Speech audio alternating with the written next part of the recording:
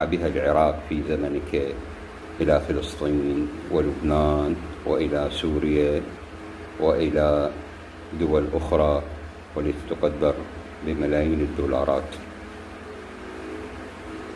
هل سوف يعود ذلك على الشعب العراقي والمدارس والطلبة والتلاميذ في العراق بفائدة معينة؟ هل هذه الدول سوف تقدم لنا مقابل ذلك هدية بسيطة مقابل هذه المليارات، مثل بناء المدارس أو التبرع للمدارس وترميم المدارس؟ طبعا هذه من باب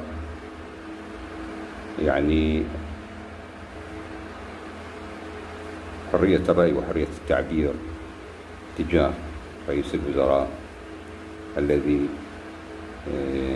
جاء بعد انتخابات برلمانية واختيار من قبل